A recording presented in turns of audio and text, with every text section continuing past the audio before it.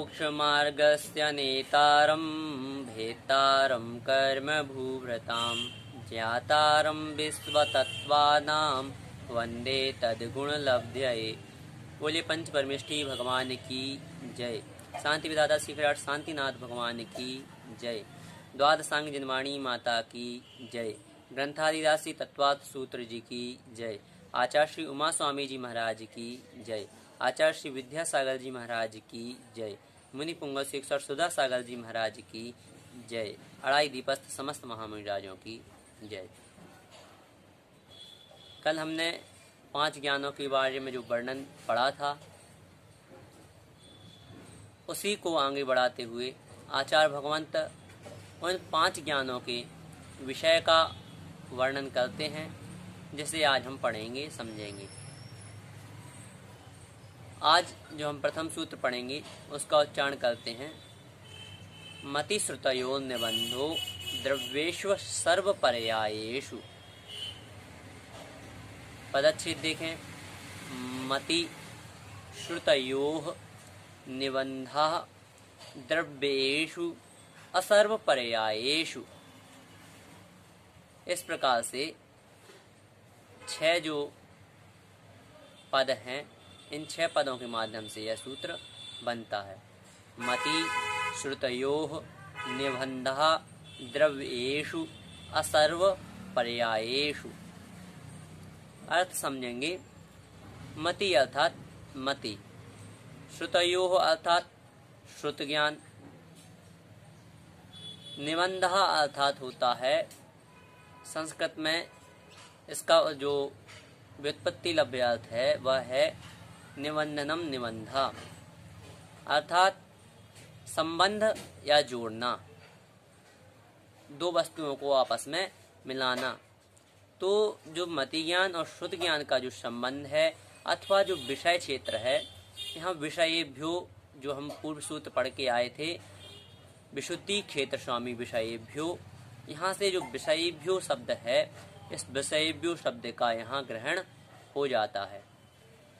इसलिए जो इन दोनों का विषय है, मति अर्थात मति, श्रुतयोः अर्थात श्रुत, निबंध अर्थात इनका जो संबंध है, विषय संबंध है।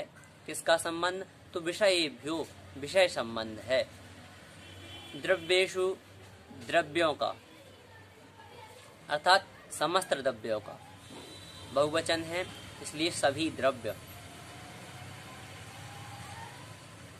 और असर्व पर्यायेषु, कुछ पर्यायों में।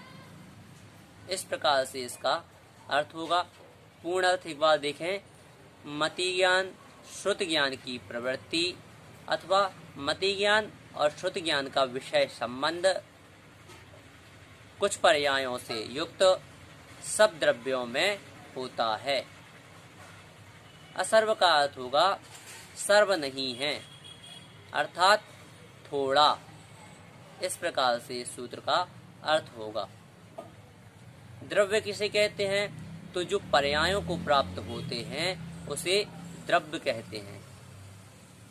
और पर्याय द्रव्य की अवस्था विशेष को पर्याय कहते हैं। इस प्रकार आचार्य भगवंत ने मति ज्ञान और श्रुत ज्ञान के विषय संबंध के बारे में इस सूत्र में वर्णन किया। अगले सूत्र में आचार्य भगवंत अवधि ज्ञान के विषय संबंध के बारे में वर्णन कर रहे हैं। सूत्र का उच्चारण करें। रूपिष्ववधेः। पदच्छेद होगा रूपिषु अवधेः। रूपिषु अर्थात रूपी पदार्थों में, अवधेः अर्थात अवधि ज्ञान। अर्थ होगा रूपिषु अर्थात रूपी पदार्थों में अवधि ज्ञान होता है, अथवा अवधि ज्ञान का विषय संबंध रूपी पदार्थों में होता है, अन्य में नहीं, अर्थात अरूपी पदार्थों में नहीं होता। यहाँ जो विषय संबंध यह अर्थ ग्रहण किया है, यह पूर्व का जो सूत्र था उससे हमने ग्रहण किया है। एक तो निबंधा जो शब्द है उसका अर्थ होता है संबंध, वह शब्द हमने यहाँ ग्रहण किया और उसके पूर्व सूत्र से विषयेभ्यो की यहाँ पर पुनरावृत्ति हुई। इस प्रकार से विषयेभ्यो संबंधा शब्द पूर्व सूत्रों से ग्रहण किया। रूपेषु अवधि ज्ञान जो है, यह अवधि ज्ञान रूपी पदार्थों और उनसे बद्ध, रूपी अर्थात होगा पुद्गल, तो पुद्गल और पुद्गलों से बद्ध अर्थात जो पुद्गलों से बद्ध जो जीव हैं उनमें यह अवधि ज्ञान होता है अथवा उनमें इसका विषय संबंध होता है। इस प्रकार से इसका संपूर्ण अर्थ होगा। अब अगले ही सूत्र में आचार्य भगवंत मनः पर्याय ज्ञान के विषय संबंध के बारे में वर्णन करते हैं। उच्चारण करें। तदनंत भागे मनः पर्ययस्य, पदच्छेद देखें, तत् अनंत भागे मनः पर्ययस्य। तत् मतलब वह कौन, तो हम जिसका वर्णन अभी पढ़कर आए हैं, तो वह जो है वह अवधि ज्ञान। अनंत भागे अर्थात जो अवधि ज्ञान का विषय संबंध है उसके अनंत भाग करने पर मनः पर्ययस्य, मनः पर्यय ज्ञान होता है अथवा मनः पर्यय ज्ञान का विषय संबंध है। यहाँ भी पूर्व सूत्रों से निबंधना और विषयेभ्यो शब्द की पुनरावृत्ति होगी, तो संपूर्ण अर्थ होगा वह जो अवधि ज्ञान है उसका जो विषय संबंध है उसके विषय संबंध का जो अनंत भाग होता है, अनंतमा भाग जो है उसको मनः पर्यय ज्ञान जानता है अथवा वह उसका विषय है। तात्पर्य यह है कि जो हमने अवधि ज्ञान के 3 भेद किए थे उसमें जो अंतिम था सर्वावधि, उस ज्ञान के अनंत भाग करने पर अर्थात उसका जो विषय संबंध है उस विषय संबंध के अनंत भाग करने पर जो हमें प्राप्त होगा उसका एक हिस्सा जो है वह मनः पर्याय ज्ञान का विषय संबंध है अथवा उससे मनः पर्याय ज्ञान का विषय संबंध है। इतनी सूक्ष्म बात को यह मनः पर्याय ज्ञान जानता है। अगले सूत्र में आचार्य भगवंत केवल ज्ञान के विषय संबंध के बारे में वर्णन करते हैं। सूत्र का उच्चारण करें। सर्वद्रव्य पर्यायेषु केवलस्य, पदच्छेद होगा सर्व द्रव्य पर्यायेषु केवलस्य। इस प्रकार 4 पद होंगे। केवलस्य अर्थात केवल ज्ञान की। पूर्व सूत्रों से यहाँ पुनः विषयेभ्यो और निबंधना शब्द की आवृत्ति है, तो केवल ज्ञान का अथवा केवल ज्ञान के विषय संबंध सर्वद्रव्य अर्थात सभी द्रव्यों में और सर्व पर्यायेषु उनकी सभी पर्यायों में होता है। संपूर्ण अर्थ होगा केवल ज्ञान का विषय संबंध सभी द्रव्यों में तथा उनकी सभी पर्यायों में होता है। सूत्र में जो 2 शब्द हैं, पहला तो द्रव्य, दूसरा पर्याय, इनका इतरेतर युग द्वंद्व समास है। इस कारण से जो पूर्व का सर्व शब्द है वह सर्व शब्द दोनों के साथ लगेगा, सर्वद्रव्य सर्व पर्यायेषु। इस प्रकार से अर्थ होगा सभी द्रव्यों की सभी पर्यायों को। यह केवल ज्ञान का विषय संबंध हुआ। सर्वद्रव्य तो कौन से हैं, तो जो जीव, पुद्गल, धर्म, अधर्म, आकाश, काल हैं, यह जो 6 द्रव्य हैं यही सर्वद्रव्य कहलाते हैं। अब इनके भेद क्या हैं, अतः जो यह 6 द्रव्य हैं इनकी संख्या क्या है, तो जो जीव द्रव्य है यह अनंत प्रदेशी है, पुद्गल अनंतानंत प्रदेशी, धर्म, अधर्म, आकाश यह एक एक एक, काल यह लोक प्रमाण असंख्यात। इस प्रकार से इसकी संख्या होगी। द्रव्य किसे कहते हैं, तो जो सत है, सत द्रव्य लक्षणम। अगले अध्याय में हम पढ़ेंगे, दूसरे अध्याय में, सत द्रव्य लक्षणम, अर्थात द्रव्य का लक्षण सत है। इस प्रकार से द्रव्य जानना चाहिए। और दूसरा जो है कि सत तो द्रव्य है, लेकिन सत क्या है, तो उत्पाद व्यय द्रव्य युक्तन सत, अर्थात उत्पाद व्यय और द्रव्य से जो युक्त है वह सत कहलाता है। इस प्रकार से इन दोनों की, द्रव्य की और सत की परिभाषा बनेगी। पर्याय किसे कहते हैं, तो द्रव्य की अवस्था विशेष को पर्याय कहते हैं। और यह जो है इसकी संख्या कितनी है, तो जो हमने 6 द्रव्य पढ़े हुए थे, उन 6 द्रव्यों में तीनों कालों में भिन्न भिन्न अनंत अनंत पर्याय होती हैं। इस प्रकार इसकी संख्या भी हुई। हमने जो 4 सूत्र पढ़े हैं, इनमें आचार्य भगवंत ने 5 ज्ञानों के विषय संबंधों का वर्णन कर दिया है। एक बार हम इन्हें एक साथ देख लेते हैं। जो सबसे पहला वर्णन किया था मति और श्रुत ज्ञान का, इसमें द्रव्य तो सभी द्रव्य हैं, परंतु पर्याय कुछ पर्याय हैं। अगले जो सूत्र में वर्णन किया था वह था अवधि ज्ञान। इसमें रूपी द्रव्य है और पर्याय कुछ पर्याय।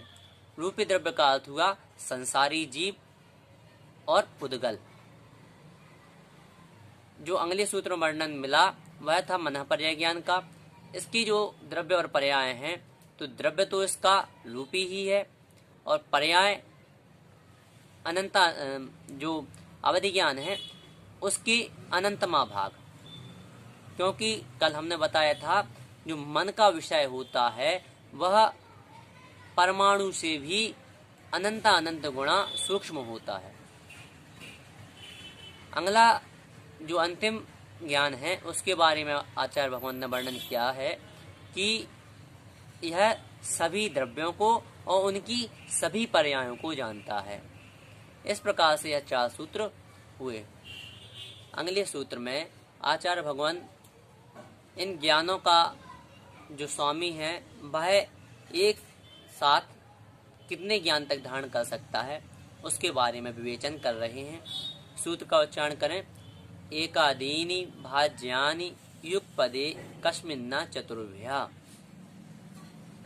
एक आदीनि भाज्यानि युगपत एकस्मिन् न आचतुर्भ्या। इस प्रकार से पदच्छेद होगा। अर्थ होगा एक अर्थात एक को, आदीनि अर्थात आदि लेकर, भाज्यानि विभाजन करने पर, युगपत एक साथ, एकस्मिन्ना अर्थात एक जीव में, आ चतुर्भ्या अर्थात 4 ज्ञान तक। आ का अर्थ होता है तक। आ चतुर्भ्या अर्थात 4 ज्ञान तक हो सकते हैं। संपूर्ण अर्थ होगा एक को आदि लेकर एक जीव में एक साथ 4 ज्ञान तक हो सकते हैं। किस प्रकार से, तो एक जीव को एक ज्ञान जो होगा वह होगा केवल ज्ञान। केवल ज्ञान एक अकेला ही क्यों होता है, तो केवल ज्ञान जो होता है वह ज्ञानावर्णी कर्म के क्षय से प्रकट होता है। और शेष जो ज्ञान है मति श्रुत अवधि मनः पर्याय, यह क्षयोक्षम से उत्पन्न होते हैं। अर्थात ज्ञानावर्णी कर्म के क्षयोक्षम जब होता है तब यह उत्पन्न होते हैं। इस कारण से केवल ज्ञान अकेला उत्पन्न होता है। और जो यह ज्ञान है यह अनंत ज्ञान है। यह सभी द्रव्यों की सभी पर्यायों को जानता है, इसलिए इसे शेष ज्ञानों की आवश्यकता नहीं होती है। दूसरा अर्थात जो 2 ज्ञान एक साथ होंगे वह होंगे मति श्रुत। 3 ज्ञान एक साथ कौन से हो सकते हैं, तो मति श्रुत अवधि। 4 ज्ञान कौन से एक साथ हो सकते हैं, तो मति श्रुत अवधि और मनः पर्याय। यह 4 ज्ञान एक साथ प्रकट हो सकते हैं। नियम नहीं है कि एक साथ 4 ज्ञान प्रकट हों, परंतु एक साथ 4 ज्ञान तक प्रकट हो सकते हैं और कम से कम एक ज्ञान। इस प्रकार से इस सूत्र को हमें समझना चाहिए। आज हमने 5 सूत्रों के वर्णन को जाना। सबसे पहले जो सूत्र हमने पढ़ा, मति श्रुतयो निबंधो द्रव्येषु सर्वपर्यायेषु रूपेषु वधेः तदनंत भागे मनः पर्ययस्य सर्वद्रव्यपर्यायेषु केवलस्य तदादीनि भाज्यानि युगपदे कस्मिन्ना चतुर्भ्या। इन 5 सूत्रों का आज विवेचन हमने पढ़ा। इनके संदर्भ में यदि आपकी कोई जिज्ञासा है तो आप हम तक पहुंचा सकते हैं। आप हमें YouTube चैनल पर ही कमेंट के माध्यम से बता सकते हैं, अथवा हमारे व्हाट्सएप नंबर पर भी आप हमें जिज्ञासाएं भेज सकते हैं। जय जिनेंद्र।